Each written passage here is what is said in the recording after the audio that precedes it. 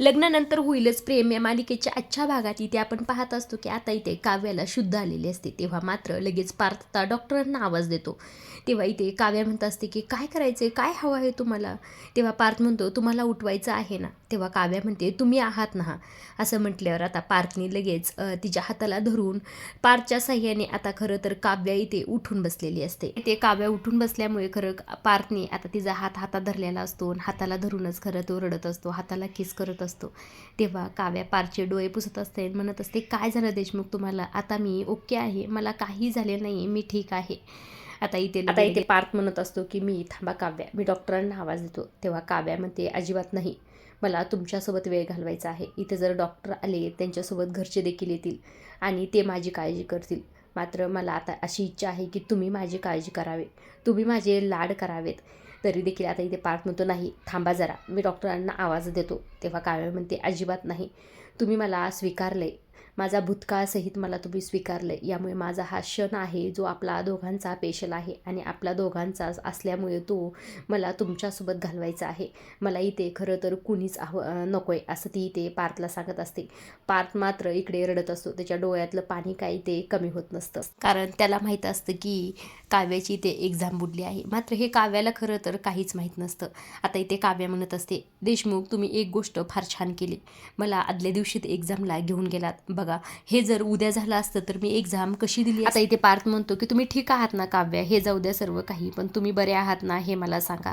तेव्हा काव्या म्हणते हो मी एकदम बरी आहे. आणि बरी ही का होणार नाही, कारण की हा माझा बोक्या आहे ना, तो माझी किती काळजी करत होता, इकडे तिकडे किती फिरत होता, देवाकडे प्रार्थना करत होता माझ्यासाठी. एकही क्षण त्याला डोळ्याला डोळा लागला नाही. तेव्हा इथे पार्थ म्हणतो तुम्हाला कसं माहिती आहे, तुम्ही नेमकं आत्ता शुद्धीवर आला आहात ना का आधीच येऊन बसलेलात. तेव्हा इथे काव्य म्हणते नाही हो, मला कसं नाही माहीत असणार सांगा, कारण की तुम्ही जरी टॉप 20मधले ॲथलेटिक्स असलात तरी देखील मी 12वी IPS अधिकारी आहे. त्यामुळे मला तुमच्यापेक्षा थोडं जास्तच मेंदू माझा शार्प आहे, त्यामुळे मला सर्व काही गोष्टी ह्या माहीत आहेत असं इथे आता काव्या पार्थला सांगत असते. मात्र पार्थ इथे फार रडत असतो. काव्या मात्र खुश असते. आता काव्या इथे पार्थला विचारते काय झालं देशमुख, मी इतकी बरी झाले तरी देखील तुम्ही इतके रडत का आहात, किती छान झालं आहे पहा बरं. आता मी उद्या एक्झामला जाऊ देखील शकते, सर्व काही गोष्टी व्यवस्थित देखील होतील. आता पार्थ मात्र इथे फार रडत असतो. तो म्हणत असतो की नाही काव्या, तुम्ही एक्झाम नाही देऊ शकत, कारण की तुम्ही रात्रभर बेशुद्ध होतात. त्यामुळे आणि खरं तर एक्झामचा टाईम देखील निघून गेलेला आहे, 1 तास वरती झालेला आहे. त्यामुळे तुम्ही एक्झाम नाही देऊ शकत काव्या, सॉरी, मला माफ करा, मी तुम्हाला एक्झाम सेंटरपर्यंत नाही पोहोचू शकलो, सॉरी.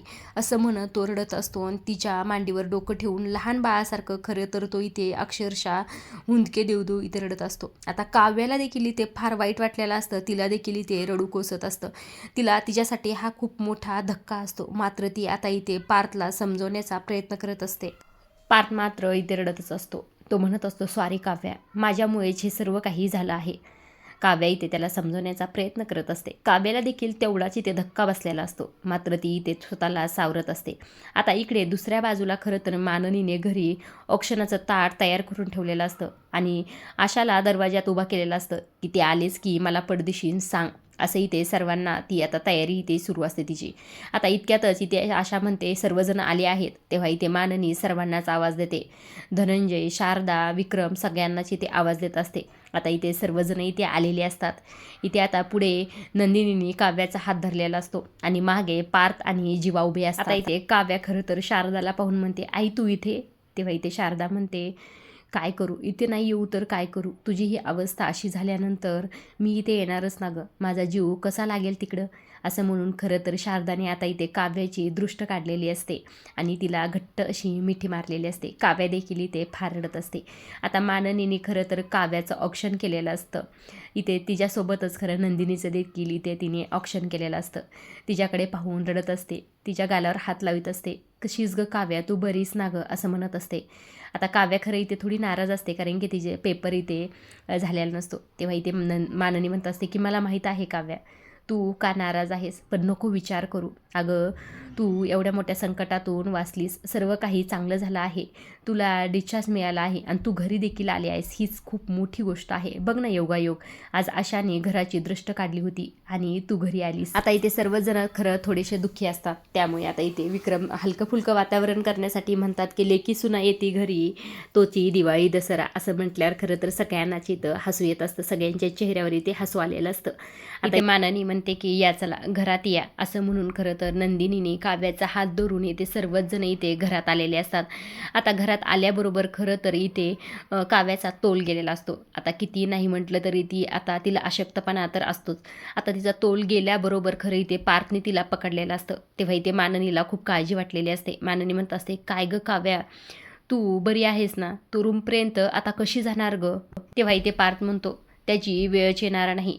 तुम्हाला आठवतंय का काव्या, तुम्ही एका महिन्यापूर्वी घरात आलतात तेव्हा मी तुम्हाला स्वीकारलं नव्हतं. तेव्हा तुम्ही स्वतः गेस्ट रूममध्ये राहिला होतात, पण तुम्हाला आत्मविश्वास खूप होता की मी तुमचा हात धरून आपल्या बेडरूमपर्यंत मी तुम्हाला घेऊन जाईल. आता मात्र काव्याला खरं ते सर्व काही इथे आठवत असतं, कारण की जेव्हा पहिल्याच वेळेस काव्या इथे आली होती तेव्हा पार्थिला इथे राहून देत नव्हते. तेव्हा इथे काव्या म्हणली होती, भलेही मी तुमच्या रूममध्ये नाही राहणार, गेस्ट रूममध्ये राहील, पण एक दिवस तुम्ही नक्कीच माझा हात धरून आपल्या बेडरूममध्ये मला घेऊन जाता. ह्या सर्व काही गोष्टी इथे काव्याला आणि पार्थला दोघांना देखील इथे आठवत असतात. आता इथे पार्थ काव्याला म्हणत असतो, मात्र तुम्ही चुकलात, मी तुमचा हात धरून आपल्या बेडरूमपर्यंत नाही घेऊन जाणार, असं म्हणून खरं तर काव्याला इथे उचलूनच घेतलेलं असतं.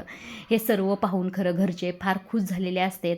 माननीला देखील इथे फार आनंद झालेला असतो. आता इथे पार्थ काव्याला म्हणतो असतो की आपला गेस्ट रूमपासनं ते आपल्या काव्या अर्थच्या रूमपर्यंतचा प्रवास सुरू झाला आहे. काव्या पार देशमुख, असं म्हणून खरं आता काव्याला पार तिथे बेडरूममध्ये घेऊन चाललेला असतो. आता इथे सर्वच जण टाळ्या वगैरे वाजवत असतात त्यांच्यासाठी आणि छान असं गाणं देखील इथे प्ले झालेलं असतं, लग्नानंतर होईलच प्रेम. हे सर्व काही रम्याचा मात्र इथे जळफाट झालेला असतो. तिला इथे फार त्रास होत असतो, ती इथे रडत असते. ती आता रडताच खरं इथे हसायला देखील लागलेली असते. तिला खरं तर पारसोबत घातलेले सगळे क्षण इथे आठवत असतात. ते दोघं जेव्हा एकत्र काम करायचे ह्या सर्व क्षण तिला इथे आठवत असतात. ती पारच्या प्रेमातच होती तेव्हा, त्यामुळे तिला सर्व काही गोष्टी इथे आठवत असतात. आता खरं तर तिच्या डोळ्यात पाणी आणि चेहऱ्यावर हसू असं इथे झालेलं असतं. आता हे सर्व काही तिला फार टेन्शन आलेलं असतं. ती आता रम्याला म्हणत असते, रम्या खरं तर हे सर्व काही दररोज पाहण्यापेक्षा आपण 2-3 दिवस कुठेतरी बाहेर फिरायला जायचं का, म्हणजे तुला देखील बरं वाटेल. रम्या मात्र इथे डोळे पुसतच म्हणते, नाही मी तुझ्यासोबत नाही, आता फक्त मी बाहेर जाईल, ते फक्त पारसोबत हनीमूनसाठीच. आता इथे वसू म्हणते, काय झालं, हे काय बघतेस तू, अगं खाली काय झालं पाहितलंस ना? ती आता लगेच रम्या म्हणते, हो खरंच बोलते मी आणि हे होणारच, असं ती इथे म्हणत असते. आता इथे वसू म्हणत असते, अगं रम्या, काव्या आणि पार्थमधलं भांडण मिटलेलं आहे, आपण त्यांना त्या दिवशी तळतळाट दिला, मात्र आता काव्या बरी होऊन हॉस्पिटलमधून घरी परत आली आहे. मला तर असं वाटत होतं तिला हॉस्पिटलमध्येच काही हो, ती मरून जावी. आपण तर असा देखील विचार केला होता की तिला इतकं लागावं की ती पार्थला विसरून जावी, पण मात्र असं काही झालं नाही आहे रम्या. असं जर झालं असतं ना, मी पार्थ आणि तुझं लग्न लावून दिलं असतं, असं इथे वसू रम्याला म्हणत असतात. गुरुजींची भविष्यवाणी देखील इथे खोटी ठरली आहे. मी तर काय काय स्वप्न पाहितले होते, सर्व काही गोष्टी आता इथे सर्व फेल गेलेल्या आहेत. इथं आता काही होणार नाही. तरी देखील तू म्हणतेस की तुझं आणि पारचं लग्न होणार आहे. तेव्हा रम्या म्हणते, हो माझं आणि पारचं लग्न होणार आहे आणि आम्ही हनीमूनला देखील जाणार आहेत. बस झाली ह्यांची लव्ह स्टोरी. आता ह्या स्टोरीमध्ये ट्विस्ट येणार आहे, असं म्हणून खरं रम्या बेडरूममध्ये गेलेली असते. आजच्या पुरतं एवढंच. अशा डेली मालिकेच्या अपडेट जाणून घेण्यासाठी चॅनलला जरूर सबस्क्राईब करा आणि पुढील भाग पाहिला तर अजिबातच विसरू नका, कारण की रम्या असं काहीतरी करणार आहे, त्यामुळे पार्थ आणि काव्याच्या आयुष्यात नेमकं काय होतं हे देखील पाहण्यासारखंच आहे. तोपर्यंत बघत राहा लग्नानंतर होईलच प्रेम.